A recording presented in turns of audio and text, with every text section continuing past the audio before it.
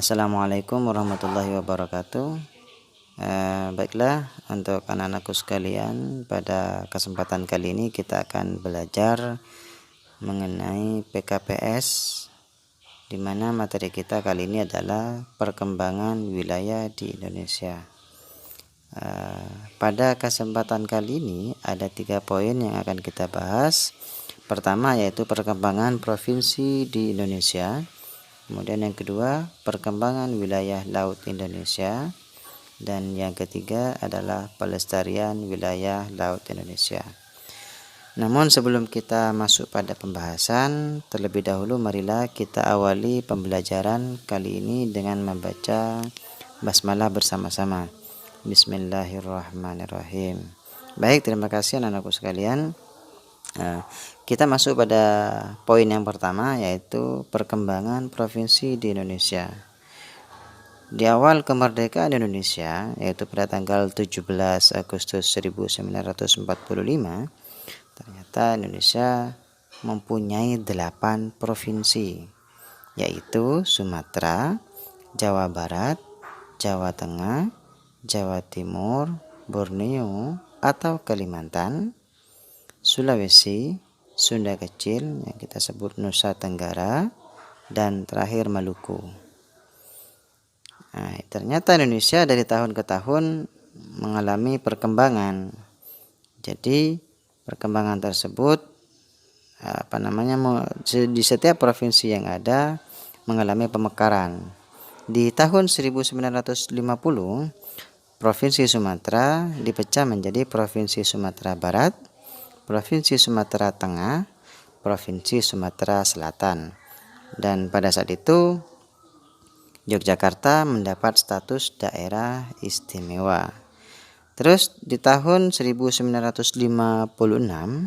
Provinsi Kalimantan itu dipecah menjadi Provinsi Kalimantan Barat, Provinsi Kalimantan Selatan, dan Provinsi Kalimantan Timur. Kemudian di tahun 1957 Provinsi Sumatera Tengah itu dipecah menjadi Provinsi Jambi, Provinsi Riau, Provinsi Sumatera Barat. Dan saat itu juga Jakarta berstatus sebagai daerah khusus ibu kota. Kemudian Provinsi Aceh lepas dari Provinsi Sumatera. Jadi provinsi sendiri ya, Aceh itu.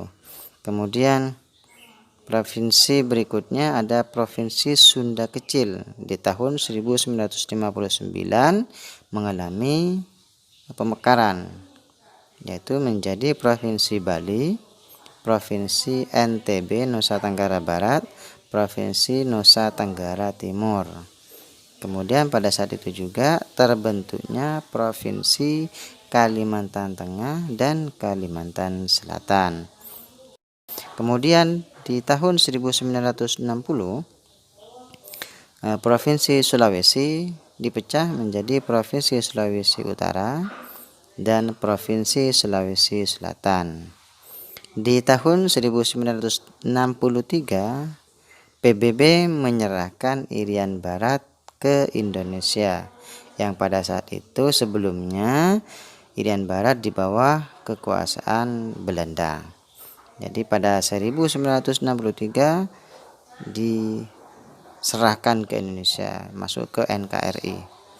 Kemudian di tahun 1964 Provinsi Lampung adalah pemekaran dari Provinsi Sumatera Selatan. Provinsi Sulawesi Tengah merupakan pemekaran dari Provinsi Sulawesi Utara. Dan Provinsi Sulawesi Tenggara merupakan pemekaran dari Provinsi Sulawesi Selatan. Kemudian di tahun 1969 Provinsi Irian Barat menjadi Provinsi Irian Jaya. Berubah nama.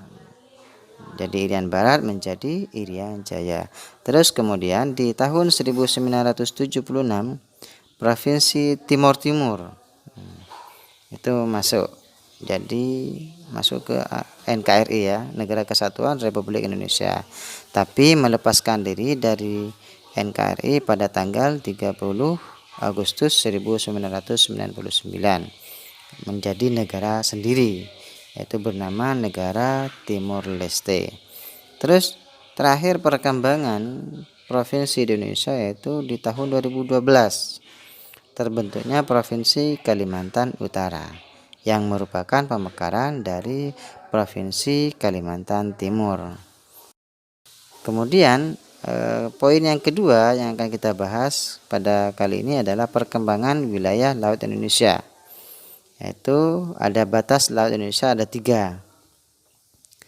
Zona laut teritorial, ada kedua zona landas kontinen, kemudian yang ketiga ada zona ekonomi eksklusif yang disingkat dengan ZEE.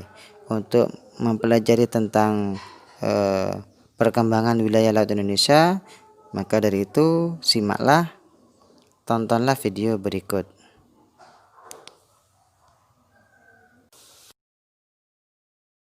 Indonesia adalah salah satu negara kepulauan terbesar di dunia dengan garis pantai terpanjang kedua setelah Kanada. Luas daratan Indonesia 1.913.578 km, sedangkan luas perairannya 6.315.222 km. Dengan luas perairan lebih dari 6 juta kilometer, itu artinya Indonesia memiliki laut yang sangat luas. Tapi sampai di mana batas laut Indonesia itu? Kalau kita membahas batas laut Indonesia, maka kita akan membahas 3 hal. Yang pertama, batas laut teritorial. Yang kedua, batas laut landas kontinen. Dan yang ketiga, batas zona ekonomi eksklusif atau yang biasa disingkat ZEE. Oke, kita bahas yang pertama, batas laut teritorial. Batas laut teritorial adalah batas yang ditarik dari garis pantai saat pasang surut terendah dan pasang naik tertinggi sejauh 12 mil ke arah laut atau kurang lebih 22,2 km. Dan negara memiliki hak kedaulatan sepenuhnya terhadap laut tersebut, baik yang ada di dalam tanah maupun yang berada di atas laut teritorial tersebut, yaitu bagian udaranya. Kalian bisa lihat di peta ini yang berwarna biru merupakan batas teritorial Indonesia. Itu diukur dari garis pantai pulau terluar Indonesia sejauh 12 mil ke arah laut. Indonesia memiliki hak mutlak terhadap wilayah laut teritorial ini untuk melakukan eksploitasi dan eksplorasi sumber daya alam yang ada di lautnya maupun yang ada di dalam tanahnya serta yang ada di udara di atas laut teritorial tersebut. Negara lain yang ingin memasuki laut teritorial ini harus meminta izin kepada Indonesia. Yang kedua adalah batas landas kontinen. Landas kontinen secara geologis merupakan lanjutan dari sebuah kontinen atau benua yang memiliki kedalaman sekitar 150 meter. Di beberapa sumber disebutkan 200 meter. Diukur dari garis dasar pantai ke arah luar dengan jarak paling jauh 200 mil. Kalian bisa perhatikan gambar ini. Di sini ada coast atau pantai, ada continental shelf atau landas benua atau landas kontinen, ada continental shelf atau lereng benua. Jadi, landas kontinen itu atau continental shelf itu diukur dari garis pantai ke arah laut sebanyak 200 mil. Indonesia terletak di antara dua landas kontinen, yaitu landas kontinen Asia dan landas kontinen Australia.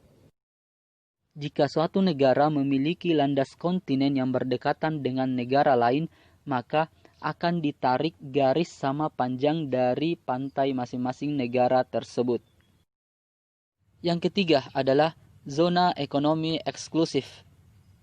Zona ekonomi eksklusif atau ZEE merupakan batas wilayah perairan laut ekonomis suatu negara yang diukur dari garis dasar pantai pulau terluar ke arah laut bebas sejauh 200 mil. Hal ini sudah diatur dalam Undang-Undang Nomor 5 Tahun 1983 tentang ZEE. Menurut undang-undang ini, Indonesia memiliki 3 hak utama. Yang pertama, melakukan eksplorasi, eksploitasi, pengelolaan, dan konservasi sumber daya alam yang ada di laut tersebut. Yang kedua, melakukan penelitian, perlindungan, dan pelestarian laut. Dan yang ketiga, mengizinkan pelayaran internasional melalui wilayah ini dan memasang berbagai sarana perhubungan laut. Oke, mari kita review ketiga batas laut ini. Silahkan perhatikan gambar di sini ada laut teritorial. Laut teritorial itu diukur dari garis pantai ke arah laut sebesar 200 mil. Kemudian ada landas kontinen. Landas kontinen itu diukur dari garis pantai ke arah laut sebesar 200 mil. Begitupun dengan zona ekonomi eksklusif. Itu diukur dari garis pantai pulau terluar sebanyak 200 mil. Perbedaan landas kontinen dengan zona ekonomi eksklusif. Landas kontinen itu misalkan suatu negara memiliki landas kontinen hanya sekitar 100 mil, maka yang diambil itu adalah 100 mil. Tetapi jika suatu negara memiliki landas kontinen sampai lebih 200 mil, misalkan 250 mil, maka batas maksimal yang bisa diambil hanya 200 mil. Artinya yang lebihnya itu menjadi laut bebas. Baik, kita masuk pada pembahasan yang ketiga, yaitu pelestarian wilayah laut Indonesia. Di mana yang pertama yaitu ada sumber daya laut. Ya, sumber daya laut meliputi berbagai jenis biota laut seperti ikan, cumi-cumi, udang, dan sebagainya. Yang hal itu merupakan sumber daya alam yang bisa memberikan penghidupan bagi para nelayan. Kemudian ada karang mutiara. Yang ketiga ada rumput laut. Kemudian yang keempat ada air laut sebagai bahan dasar pembuatan garam mineral. Kemudian yang kelima ada bahan tambang. Nah, itu perlu kita lestarikan. Baik, kita masuk pada faktor-faktor yang mengakibatkan kerusakan di laut. Yang pertama yaitu membuang sampah di laut. Yang kedua, membuat limbah industri yang mengandung bahan kimia. Nah, kita harus hindari karena biota-biota di laut akan punah, akan terganggu dengan adanya hal itu. Kemudian yang ketiga, penggunaan bahan peledak untuk menangkap ikan. Itu akibatnya akan merusak terumbu karang yang ada di laut. Kemudian yang keempat, penggunaan jaring pukat harimau. Nah, ini mengakibatkan ikan-ikan kecil juga tertangkap sehingga populasi ikan semakin berkurang di laut seperti itu. Kemudian ada tumpukan minyak mentah di laut yang mengakibatkan kematian berbagai jenis ikan dan biota lainnya. Kemudian untuk selanjutnya kita akan bahas tentang bagaimana upaya pelestarian laut itu. Yang pertama, kita harus menjaga kebersihan laut. Kedua, melakukan daur ulang sampah industri. Ketiga, melarang penggunaan pukat harimau. Yang keempat, melarang penggunaan bahan peledak. Yang kelima, melindungi terumbu karang. Yang keenam, menanam hutan bakau, di mana tujuannya ini agar tidak terjadi abrasi pantai. Seperti itu. Kemudian yang ketujuh, memberi sanksi yang berat terhadap orang yang menangkap satwa laut yang dilindungi. Jadi kita harus perhatikan itu semuanya. Jadi untuk jumlah provinsi seluruh Indonesia sampai saat ini berjumlah 34 provinsi. Baiklah anak-anakku sekalian, demikian pembelajaran tentang materi kita kali ini. Kita akhiri dengan hamdalah dan kafaratul majlis. Alhamdulillahirabbil alamin. Subhanakallahumma wa bihamdika asyhadu an la ilaha illa anta astaghfiruka wa atubu ilaik. Assalamualaikum warahmatullahi wabarakatuh.